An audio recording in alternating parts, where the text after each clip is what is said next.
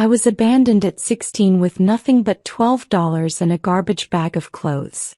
Now my parents are begging to move into my penthouse after bankruptcy, and I handed them a trash bag. Let's make this moment special. Subscribe if you believe in stories like this, and tell us your city in the comments below. The garbage bag was black, the cheap kind that tears if you look at it wrong.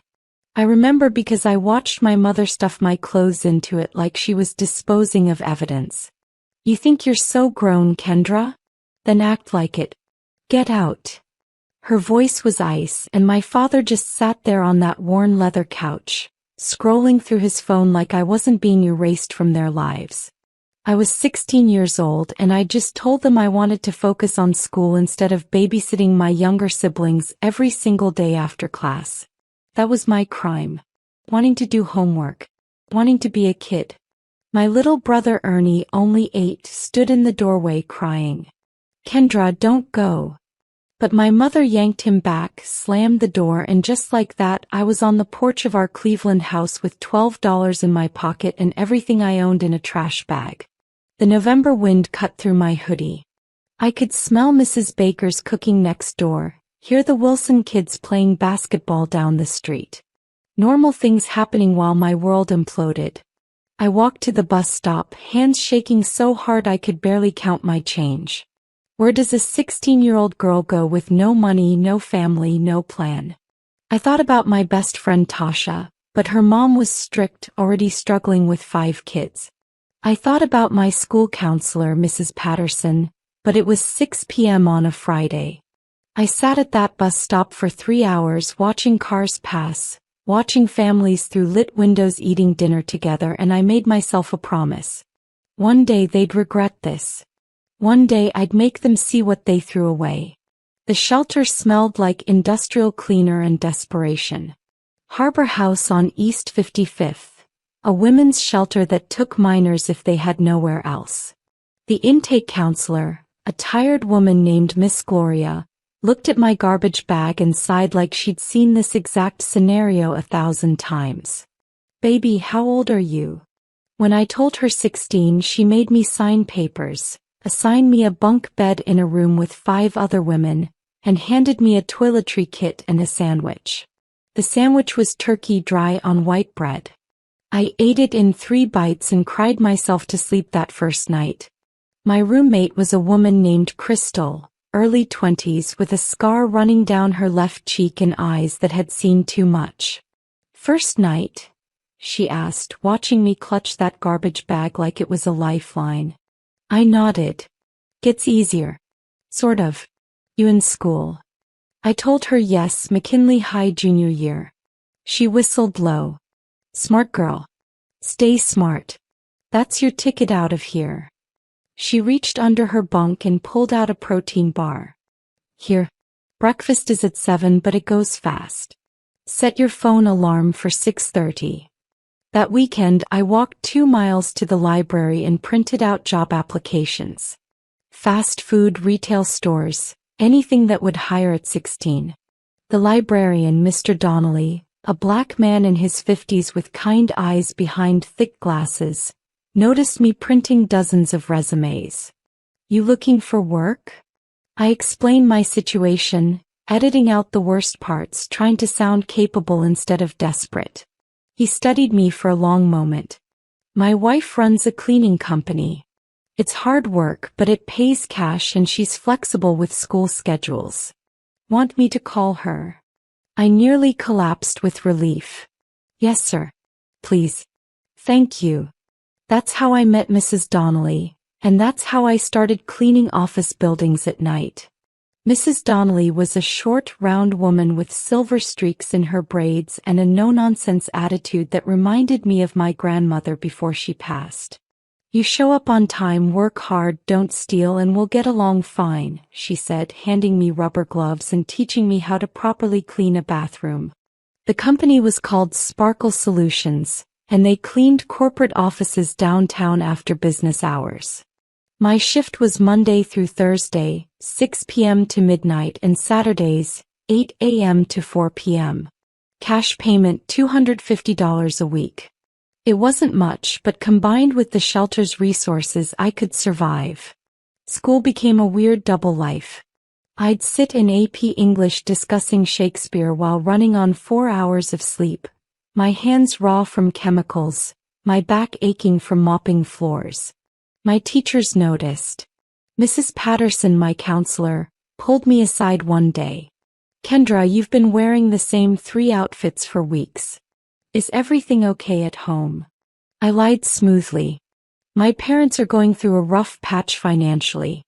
I'm helping out." Her eyes narrowed with concern, but she didn't push. Instead, she directed me to the school's resource closet, where students could take donated clothes and sign me up for free lunch. Pride stung, but hunger hurt worse. Tasha eventually figured it out. She found me one Tuesday scrubbing baseboards in the building where her aunt worked late. "Kendra? Girl, what the hell?" I couldn't lie to her, not to my best friend since 4th grade. We sat in an empty conference room and I told her everything. My parents kicking me out. The shelter. The cleaning job. The way I studied vocabulary words while mopping floors. She cried harder than I did. "You should have told me. You could have stayed with us." But I knew her situation. "Your mom's already overwhelmed, Tash. I'm handling it." She grabbed my hand. "You shouldn't have to handle this alone." From that day forward, Tasha became my lifeline, smuggling me snacks, helping me study, being the family I'd lost. Mr. Donnelly started leaving business books on the break room table. "Thought you might like these," he'd say casually, but I knew it was intentional. Books about entrepreneurship, investing, building wealth. I devoured them during lunch breaks, highlighting passages, taking notes. One book, The Millionaire Next Door, changed everything. It talked about how wealth wasn't about looking rich but about making smart decisions consistently over time. Living below your means. Investing early. Building assets. I was 16, broke and homeless, but I started thinking differently. This wasn't permanent. This was my origin story. I opened a bank account with $50 I'd saved. The teller looked skeptical when I came in alone, but my school ID and shelter address were enough. Every week, I deposited 20% of my earnings no matter what. $40 a week doesn't sound like much, but compound interest doesn't care about your feelings. I read about the stock market, about index funds, about how early you start mattering more than how much you start with. When I turned 17 that February, I had saved over $1,000. Felt like $1 million. The turning point came when I was cleaning the executive suite at Henderson and Associates, a wealth management firm. I found a book on someone's desk called Rich Dad, Poor Dad, and another called The Intelligent Investor. I borrowed them, read them in 3 days, returned them before anyone noticed. But the CFO, a sharp-eyed woman named Diana Okoye, caught me one night reading instead of cleaning. "You're the girl who cleaned my office last week." It was spotless. I nodded nervously. He gestured to the book. "You like finance?" I admitted I was teaching myself. He studied me with interest. "How old are you?" When I said 17, she handed me her card. "Come see me when you graduate. We have an internship program." That card stayed in my wallet like a talisman, proof that someone saw potential in me. It was a Saturday in late March when Crystal came running into our room, breathless. "Kendra, there's some boy downstairs asking for you. Says his name is Ernie." My heart stopped. Ernie. My little brother. I ran downstairs to find him standing in the lobby, 9 years old now, wearing a jacket that was too small and eyes that were too old. He looked scared and relieved all at once. "How did you find me?" He pulled out a crumpled piece of paper. "I heard Mama on the phone once talking about you being at some shelter." I looked it up. Took 2 buses. We sat on the shelter's front steps and he told me everything. How our parents' spending had gotten worse. Designer clothes they couldn't afford, a new car with payments they couldn't make, vacations on credit cards. How they made Ernie and our twin sisters, Aaliyah and Amara, now 14, do all the housework while they went out partying. They never ask about you, he said quietly, and that hurt more than I expected. But I miss you, Kendra. You were the one who helped with homework and made sure we ate vegetables and tucked me in. I held my baby brother and felt rage building like a storm. Before he left, Ernie handed me a photo. It was old, from before everything went wrong. All of us at Cedar Point Amusement Park, smiling, arms around each other. Dad's hand on my shoulder. Mom laughing at something. Ernie eating cotton candy. I stole it from the album, he whispered. So you don't forget we're still your family. I kissed his forehead and promised him I'd come back for them when I was strong enough. He nodded like he understood, like he'd been waiting for someone to promise exactly that. I watched him walk to the bus stop and I made myself another promise. I'd build something so big, so undeniable, that I could protect my siblings from the chaos our parents had created. Ernie had given me a mission and I wasn't going to fail. Senior year came with unexpected momentum. My GPA was a perfect 4.0 despite everything, and colleges started sending recruitment letters. Mrs. Patterson went from concerned to actively invested in my future. Kendra, you could go anywhere. Have you thought about scholarships? I had. I'd thought about nothing else. I applied to 27 schools with full need-based financial aid, wrote essays about resilience that made admission officers cry, according to Mrs. Patterson.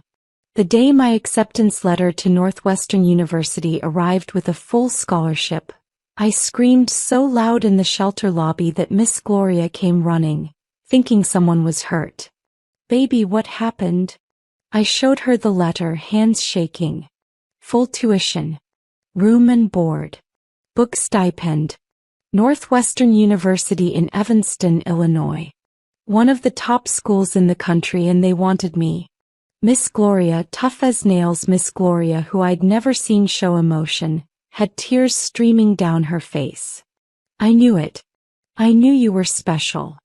She hugged me tight, and for the first time in 2 years I let myself believe maybe, just maybe, I was going to make it out.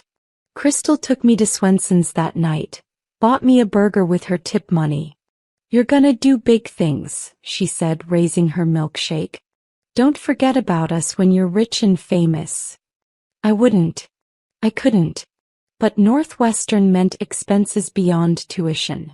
Laptop, winter clothes for Chicago, travel costs. I worked double shifts that summer, Mrs. Donnelly giving me extra hours, Mr. Donnelly teaching me basic accounting during breaks. You're good with numbers, he observed.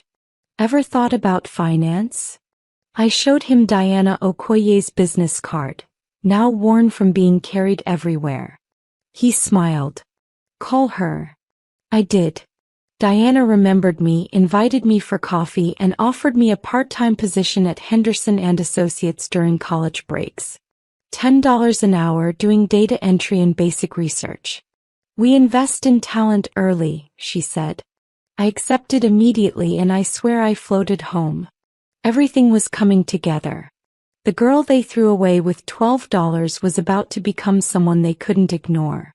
Northwestern was everything I'd imagined and nothing I'd prepared for. The campus was beautiful, the students were brilliant, and I was drowning. Economics courses taught by professors who assumed everyone had parents who could explain market principles over dinner. Study groups where classmates casually mentioned their father's hedge funds. I worked 20 hours a week at the library to cover expenses my scholarship didn't, studied 40 more, slept maybe 4 hours a night. But I was thriving in my own desperate way. By sophomore year, I'd made connections, joined the investment club, and impressed enough people that opportunities started opening up. Then my phone rang at 2 a.m. on a Tuesday in October. Unknown Cleveland number. I almost didn't answer, but something made me pick up. Kendra. It was Aaliyah, one of the twins, her voice thick with tears. It's bad. Mom and Dad lost the house. We're staying with Aunt Rochelle, but she doesn't really want us here and they're fighting all the time and Ernie asked me to call you. My heart clenched. Where are Mom and Dad? Silence. Then, they're at some friend's place. They don't even stay with us most nights. It's like they gave up. I closed my eyes against the familiar rage. They'd abandoned all their children now, not just me. I stayed on the phone with Aaliyah for 2 hours, listening to her and Amara talk about school struggles, about feeling unwanted, about how they understood now why I'd left. You didn't leave, I corrected gently. They kicked me out. Remember that. But in their minds I'd escaped and they were trapped. Before we hung up, I made them a promise I wasn't sure I could keep. I'm going to fix this. I don't know how yet, but I'm going to get you out of there. Aaliyah's voice was small. We believe you, Kendra. We always have. After the call ended, I sat in my dorm room looking at my finance textbooks, my business plan notes, my carefully constructed future, and I added a new goal. Not just success. Not just stability.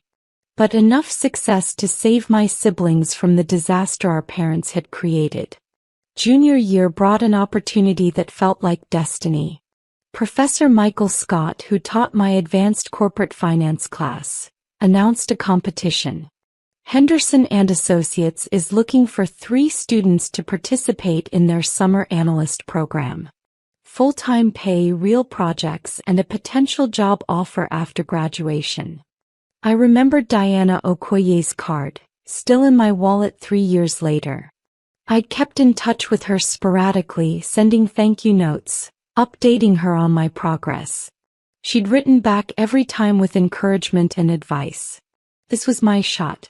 The competition required a 20-page investment thesis on an emerging market opportunity.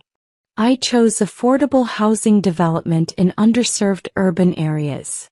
I knew poverty intimately. I understood what communities needed. I poured everything into that thesis, working through nights, citing studies, building financial models that showed how profit and social impact could coexist. The presentation day arrived, and I walked into Henderson and Associates wearing a suit Tasha had helped me buy at Goodwill and tailored ourselves using YouTube tutorials. Diana was on the judging panel along with 2 senior partners I didn't know. My hands shook as I presented, but my voice stayed steady. I talked about Cleveland's East Side, about families like mine who deserved better than slumlords and predatory lending. About how smart development could generate returns while building communities. When I finished, the room was silent. Then Diana started clapping and the others joined in. That, she said, is exactly the kind of thinking we need here. I got the analyst position along with 2 other students, Connor and Priya, both brilliant, both from wealthy families who'd groomed them for finance careers since birth.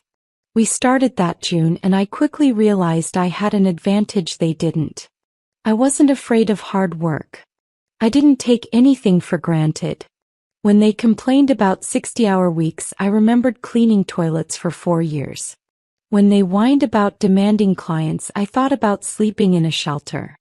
I outworked them, out-hustled them, and by August, Diana pulled me aside. We want to offer you a full-time position after graduation. Starting salary $75,000. I accepted without hesitation, and for the first time since that garbage bag, I cried tears of pure relief. I'd made it. She made it. The next 3 years were a blur of 100-hour weeks, deal-making, and climbing Henderson and Associates ranks faster than anyone expected. I was promoted to associate, then senior associate, my salary jumping to $90,000, then $120,000. I lived like I was still broke, saving 70% of my income, investing aggressively. By age 25, my net worth hit $300,000. Not rich, not yet, but comfortable in a way that 16-year-old Kendra with her garbage bag couldn't have imagined. I bought a small condo, sent money to Aunt Rochelle for my siblings' expenses, and kept grinding. Diana became my mentor, teaching me not just finance but strategy, networking, how to navigate corporate politics as a young Black woman in a predominantly white industry. Then I saw the opportunity. A struggling real estate development company, Midwest Urban Properties, was on the market. They had good bones but terrible management and were bleeding money on projects that could have been profitable with the right vision. I'd been studying their portfolio for months, seeing the potential they'd missed. Using my savings, maxing out my credit, and convincing 3 private investors I'd built relationships with, I made an offer. $2 million for 60% ownership. They laughed at first. A 25-year-old trying to buy a company? But my business plan was airtight. My investors trusted me and their desperation closed the deal. The day I signed those papers, officially becoming majority owner of my own company, I called Mrs. Donnelly. I did it. I actually did it. Her proud sob on the other end said everything. I renamed the company Phoenix Properties because I liked the metaphor of rising from ashes. Within 18 months, we'd turned profitable. I focused on exactly what I'd written about in that college thesis. Affordable housing with dignity. Beautiful, safe apartments in neighborhoods people had written off. Fair rents. Quality maintenance. Community spaces. It wasn't just business. It was personal. Every building I renovated, I thought about the families inside. Families like mine could have been if someone had given them a real chance. The business community noticed. Articles in Crain's Cleveland Business. A feature in Forbes 30 Under 30. My net worth climbed past $2 million, then $5 million. At 27, I bought my penthouse in downtown Cleveland, 42nd floor of the residences at the Ritz-Carlton. The view stretched to Lake Erie, and sometimes I'd stand at those floor-to-ceiling windows, remembering the scared girl at the bus stop, and I'd whisper, "We made it." I was in a board meeting when my assistant interrupted, something she'd never done before. "Ms. Robinson, there's a situation. Your parents are in the lobby." The room went silent. Everyone at Phoenix Properties knew my story by now. I'd been profiled in enough magazines that my past was public knowledge. I'd shared it deliberately, wanting other kids from situations like mine to see what was possible. But my parents, I hadn't seen or heard from them in 11 years. Not when I graduated high school. Not when I got into Northwestern. Not when I bought my first property. Radio silence. And now they were here. I excused myself, took the elevator down, and there they were. They'd aged badly. My father, once tall and confident, looked shrunken, his suit cheap and wrinkled. My mother, who'd always been vain about her appearance, wore too much makeup trying to hide exhaustion. They looked desperate, and I felt nothing but cold curiosity. "Kendra," my mother started, voice trembling, "we need to talk. It's about..." I cut her off. "Let me guess. You're broke. You need help. You heard I'm successful now." My father flinched at my tone. "We made mistakes. We know that. But we're still your parents." I laughed, sharp and bitter. "You stopped being my parents when you threw me out with a garbage bag at 16. What do you want?" The security guard, Ernie from the front desk, watched carefully, ready to escort them out if needed. My mother had the audacity to cry. "We lost everything. Bankruptcy. We're about to be evicted. We have nowhere to go, and we thought..." "You thought I'd forget? You thought I'd just welcome you back after 11 years of nothing?" I pulled out my phone, showed them photos. Me at graduation. Me at my first board meeting. Me cutting the ribbon at Phoenix Properties headquarters. "See all this? I built this without you. Despite you." My father tried to speak. "Kendra, please. We're desperate. We just need a place to stay, and you have that big penthouse." Something snapped. "You want to live in my penthouse? The home I bought with money I earned cleaning toilets while homeless? The success you had no part in?" I turned to my assistant.